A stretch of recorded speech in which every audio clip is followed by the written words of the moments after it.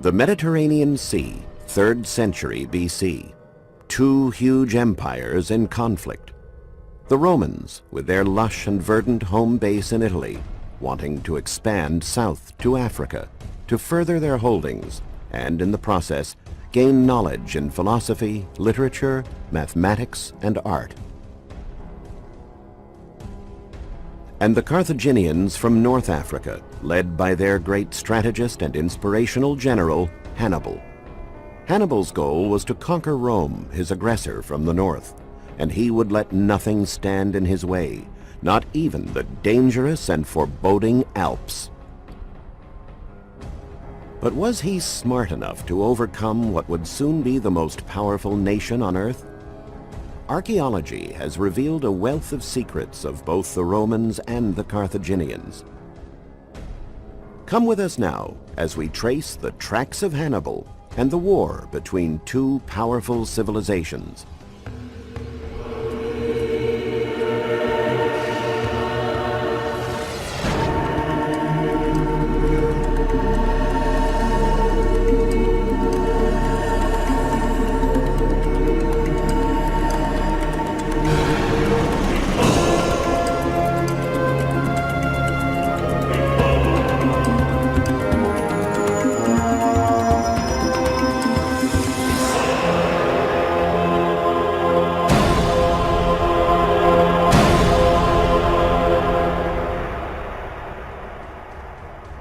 Carthage and Rome, initially equal in power, were destined for conflict. The Carthaginians, based in North Africa, dominated the Mediterranean on the south, with colonies across Africa and into Spain. Rome was beginning its ascent at the same time, engulfing most of Italy and beginning to expand its power to the west. Carthage was known for its naval power, but the existence of the large and magnificent port of Carthage, described in detail by the Greek historian Appian, remained shrouded in mystery for centuries. It was only in 1974 that archaeologists were able to conclude that the port was near modern-day Tunis. This is what the tremendous harbor of Carthage looked like at that time. Ships would return from the sea into two pier areas, one for commercial ships and one for military. Carthage's modern, fearsome warships gave them uncontested dominion on the seas. Rome, on the other hand, was powerful on land. Their war strategists continually innovated and developed siege and war machines that their enemies had never encountered. It would have been easier for Carthage to attack Rome by sea.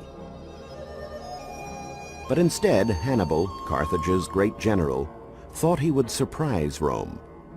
He planned a bold overland expedition to attack Rome.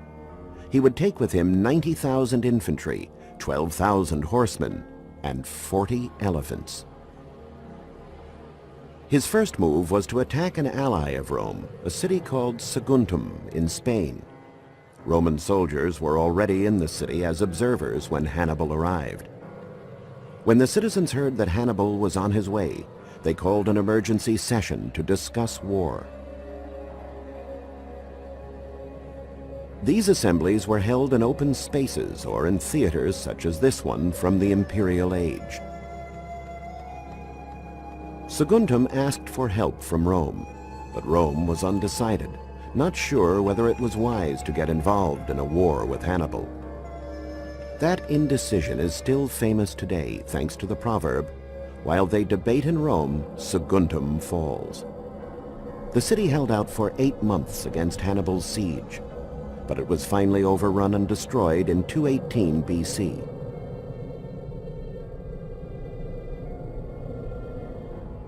The Carthaginians took the surviving citizens of the city and sold them as slaves, a habit the Romans practiced as well. But the Roman soldiers who were there, they took along as hostages.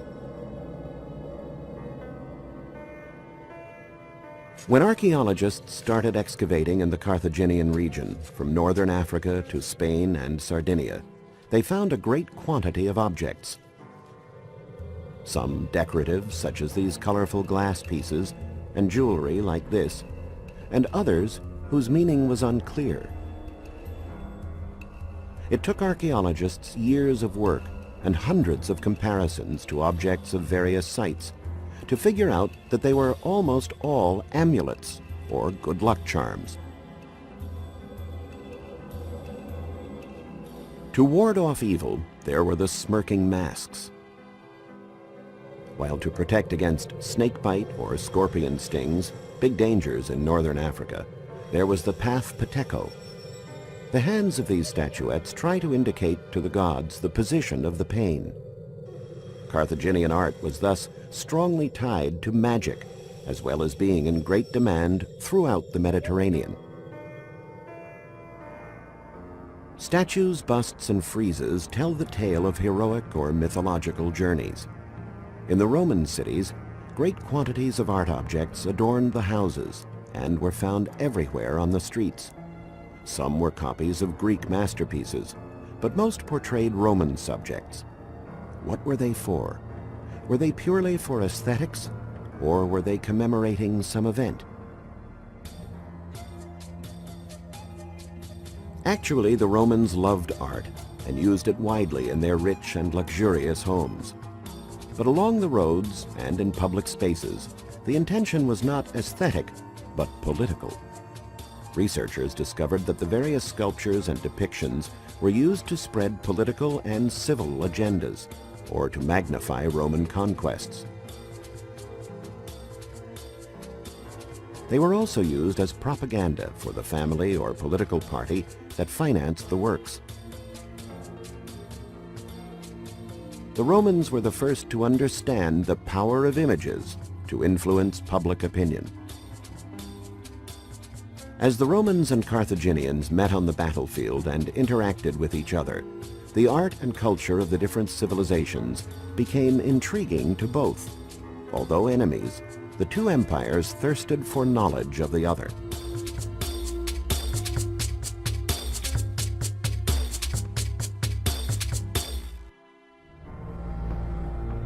After sweeping through Spain, the powerful Carthaginian army advanced into France to the banks of a deep and wide river, the Rhone.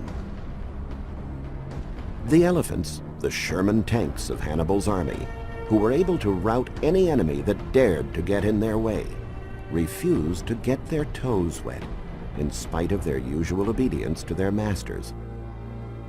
How then could they get these animals across the river? The writer Polybius revealed Hannibal's simple but ingenious solution. Hannibal built a floating pier of rafts anchored at one end to large boats and at the other to strong trees. He then had the rafts covered with soil to fool the animals. Two females calmly walked out onto the pier, and all the males followed. When all the elephants were afloat, Hannibal had the moorings cut, so the rafts started moving toward the other side. The elephants were filled with fear as they saw the bank receding, but soon quieted down and made it across. Hannibal was on his way to Rome. But one major obstacle stood in his way: the Alps. Getting through the Alps was an enterprise no one had ever attempted. Along the way, amidst blistering snowstorms and dangerous precipices that dropped thousands of feet, Hannibal lost half of his army and half of his animals. But he did it. Arriving on the other side, he took the Romans completely by surprise. The Carthaginian army scored victories on the Ticino and Trebbia rivers, at Lake Trasimeno, and lastly at Cannae. Many Italian cities betrayed Rome to ally themselves with Hannibal, including Capua. The unbroken string of battles won by the Carthaginians brought the army all the way to the south of Rome, and here, knowing he was master of the house, Hannibal indulged in a nice long rest. He must have enjoyed the lush countryside and the natural beauty that the south of Italy has to offer, and he indulged in learning about Roman customs and the Roman people. The Romans as well were learning about their neighbors from the south, their lifestyle, their habits, and customs. The cross-pollination of cultures left archaeologists trying to explain many of their discoveries. What were these molds for? What did they cook in these pots? And what did the Carthaginian wine, referred to in several historical accounts, actually taste like? Studies and comparisons among various references and relics helped us discover that the Carthaginians were master confectioners, or makers of sweets, and that these molds were used to decorate their candies. Fine. Dogs, however, numerous among the Romans and trained to be man's friend, were not kept as pets by the Carthaginians. Instead, they ate them. Can you imagine sitting down at the Carthaginian table and inquiring about the meat you were being served? Maybe after you had a few glasses of the very strong flavored Carthaginian wine, however, you wouldn't care. Rome also was a land of avid wine drinkers. Presses like the one we see reconstructed here allowed for abundant production, but Punic or Carthaginian wines were also imported to Rome. Passum was the Roman term for the special Carthaginian wine. Wine made from dried grapes, the passito, that is still among Italy's most famous wines, was introduced to the region by the Carthaginians.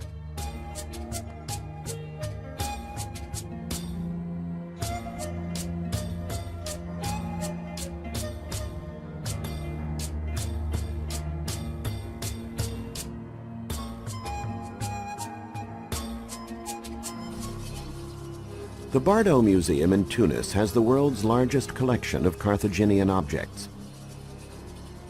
Necklaces, pins, brooches, rings, and buckles to beautify the Punic women.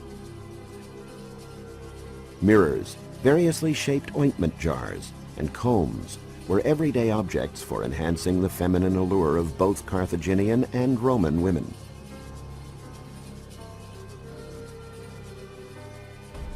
After a long rest, it was time for Hannibal to pick up his weapons again. Rome, feeling safe within its walls, waited.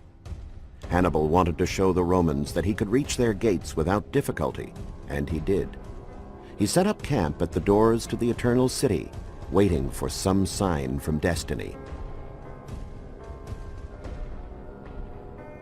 If Hannibal had entered Rome, he would have seen the people offering sacrifices before the temple of Jupiter Capitolinus on the Capitoline Hill.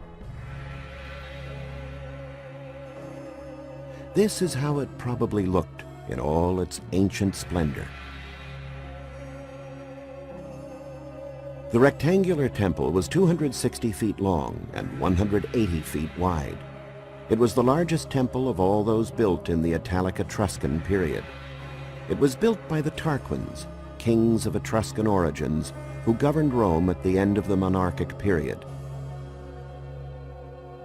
The temple dates back to the 6th century BC and was a colossal work for that time. It was a symbol of Roman power for centuries and served as a model, even in the imperial epic, throughout the provinces taken over by Rome. Its grandeur is exemplified by the columns, nearly 65 feet tall, laid out in 6 lines, and by the decorations on the facade that were covered with terracotta medallions painted in a variety of colors.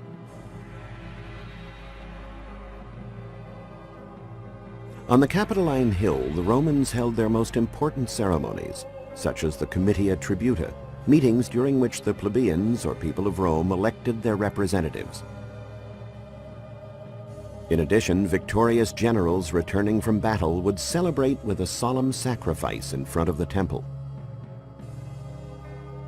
And lastly, it was here that every year on the 1st of January, the consuls, the supreme magistrates of the Roman Republic, were appointed. They ran the state and had full powers and control over the army, but held office for only 12 months, almost like king for a year.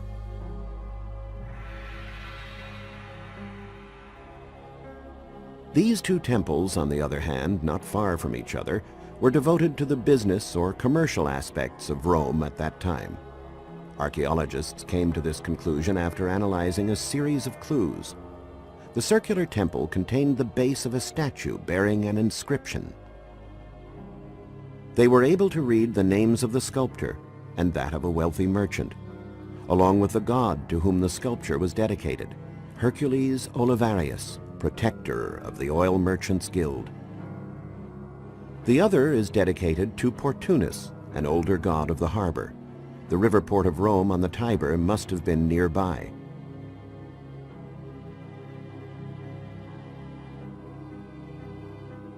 Outside the city, Hannibal stared at walls protecting the city that looked more difficult to overcome than the Alps. These walls date to the 4th century BC and are called the Servian walls. They were built using the top-edge technique, whereby one stone is set on its side and the next one on its edge. This system allowed them to construct a wall over 30 feet high and 13 feet thick. Stretching almost 7 miles, the walls enclosed an area of over 1,000 acres. The Romans felt they needed them that strong after a bad experience with the Gauls, who had made it into the city. These walls gave the Romans a sense of security, and they didn't seem terribly concerned about Hannibal's presence. In writings from those days about the siege, it states that the land on which Hannibal had set up camp just outside of the city was sold while he was there, and its value didn't even decrease, meaning that someone expected it to be vacated soon. The massive walls and the strength of the Roman army behind them ended up discouraging Hannibal, who had no sophisticated war machines with which to attack the city. The Carthaginian leader also realized that he had made a tactical error by leaving behind several cities that were still faithful to Rome and ready to intervene in her defense. Hannibal withdrew, and as a gesture of goodwill that was unexplainable for someone whom many portrayed as a barbarian, set free his prisoners. The Roman soldiers, who were his captives for 7 full years, entered a festive Rome as free men.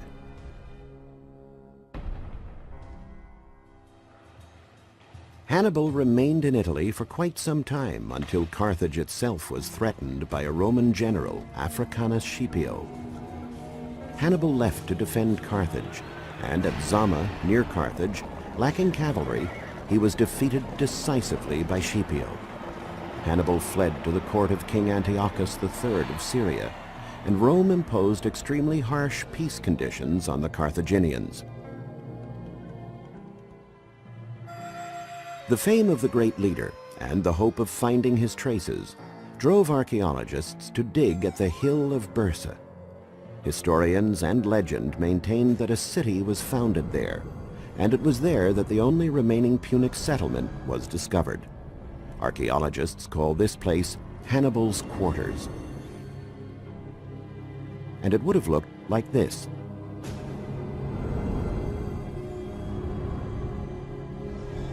Since Rome had now routed another enemy, it was business as usual in the city, and that meant the daily offering of sacrifices to the gods. Religious functions were held in front of temples containing statues portraying the gods. This huge temple was divided into 3 separate areas called cellas, each one devoted to a particular divinity. The most important and grandiose was dedicated to the king of the Roman Olympus, Jupiter.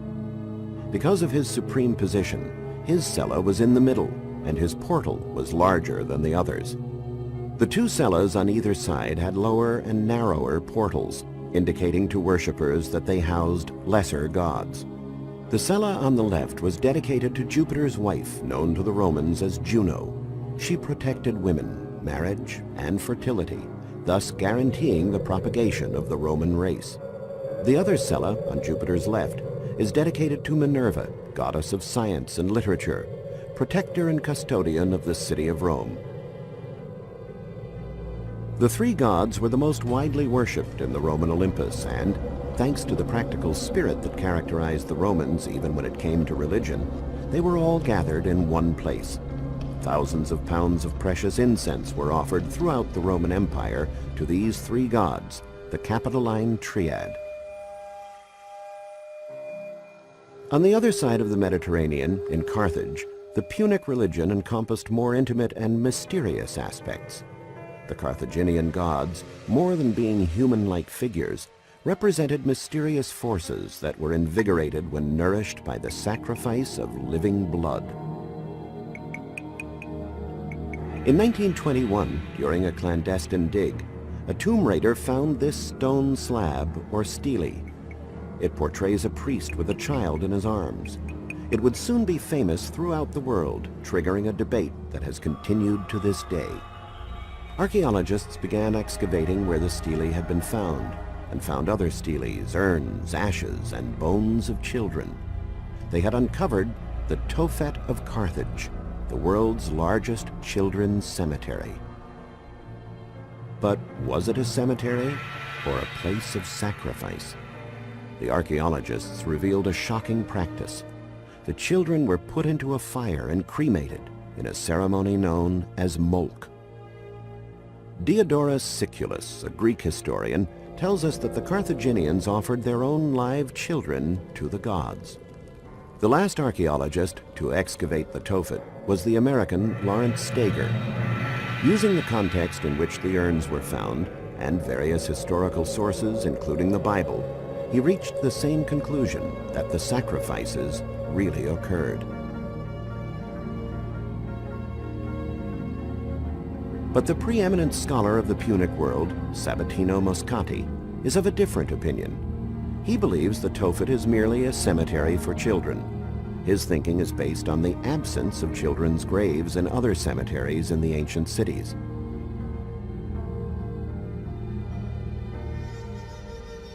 Carthage itself was burned to the ground during the Third Punic War in 146 BC. But the Romans eventually rebuilt the city, culturally harmonizing it with their own tastes.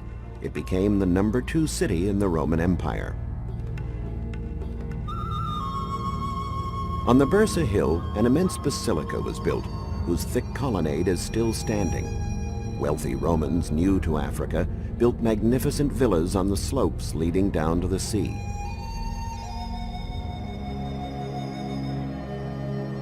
This villa, called the Aviary for the bird motif mosaic that paves its courtyard, is one of the most sumptuous. The reception hall is paved in marble, and it includes a garden theater, complete with stage and stalls. The Romans brought their architecture to Carthage, along with their games, their art, and their elegant lifestyle that today still shines with a rare beauty. The Carthaginian civilization, 1,000 years older than Rome, more or less disappeared into the history books, though a few traces can still be found throughout the Mediterranean basin. It was the Romans, however, who emerged victorious and passed their culture on to posterity. A culture, however, that contains a wealth of indelible contributions from the Carthaginians. Little did Hannibal know that his legacy was to help in this cross-cultural exchange.